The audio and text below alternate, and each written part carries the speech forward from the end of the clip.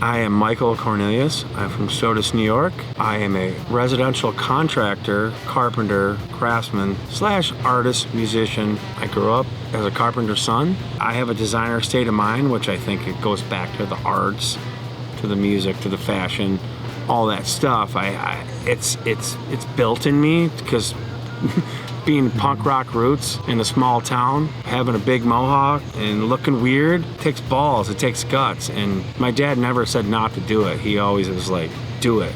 So like my forte at work is like, I love the physicalness. I love to climb. I love to walk. I love to carry shit. I don't have a Fitbit because I'll break it and it won't keep up with me. That's how I grew up. My dad still runs. He runs all day long. He's like a 355 Chevy. He doesn't stop. LeBron James, yeah, he can dunk a basketball. He can do his thing, but I don't know if he can hang with me for 12 hours. He probably wouldn't need as many ladders, but when I play music, I play it physically, like I'm in the scene. I'm out there. I have to have the mic in my hand. I have to feel the sweat, the blood, the tears, whatever's out there. When I talk to clients, there's a lot of things I ask them. Right away, what kind of music do you like? What kind of food do you like?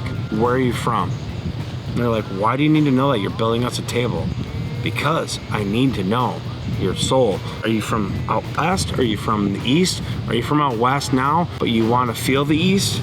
That's what I want. That's when I get into somebody. Granted, some guys do great work. They get in there, they make it nice, it's neat, it's clean, it's new cabinets and this. But if there's no attitude, or there's no culture or soul behind it, that's the one thing people are missing. We'll take little small homes that just want a kitchen remodel, but we make it their own. We give them that same feeling that my dad gave me, my parents gave me, in that little bedroom with 2 bunk beds, 2 girls and 2 boys. That feeling is comfort. That is like, you can't buy it.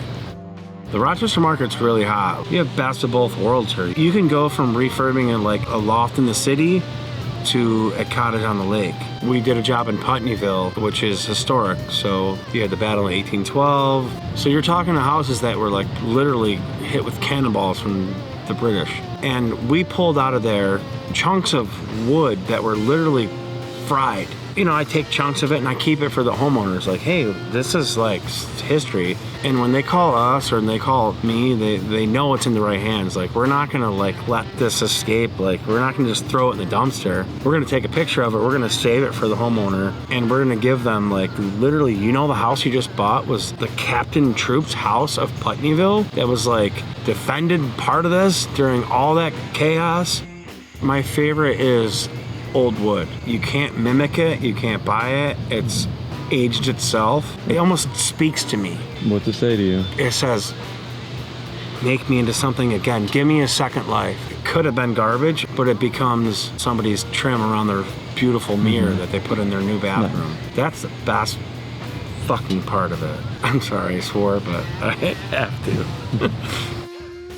I'm Michelle Nichols. I have been designing in the Rochester area for about 10 years. I like to think that I have been designing since I was a little girl. I used to sit and sketch for many hours, just drawing out floor plans. It kind of became an obsession. I had a whole mansion of these tiny dollhouse-sized dioramas. It kind of rolled from there and then rolled out into, where I am today. So my design inspiration can be a little bit eclectic at times. Sometimes it comes from my travels. I've been all over the world. It could come from a piece of artwork that I've seen, or a building, or even someone's shoes on the street. So when I'm designing for a client, I want them to love the space. And part of the reason I want them to love it is I feel like when a client can come home every night and relax, I can help them do whatever they do better. If I do my job correctly, I like to think that the client never has to leave their home. They could truly just vacation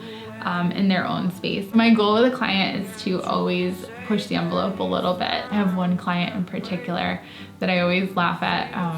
The first project we did together where they kind of played it safe. They didn't step outside of their comfort zone very much at all. But the next time I went in to do a project, they trusted me a little bit more.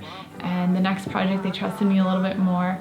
And they laugh now. If there's something that they are hesitant on, they'll look to me to make the final call, and when they do, they've always loved it. And I think even more than that first time when we played it safe. My favorite part of this job is at the end of a project when the client kind of sees that like aha moment. They've walked into the space and they see it all come together, and they know that this is the house they're going to come home to every day. I think that is the most rewarding part of my job. The fun part, the behind the scenes part that I really like are those little struggles where there's a puzzle to solve and you overcome it, and at the end, you know, it's kind of like an action movie. Like at the end of the day, you come home to it and it is perfect, and the client loves it.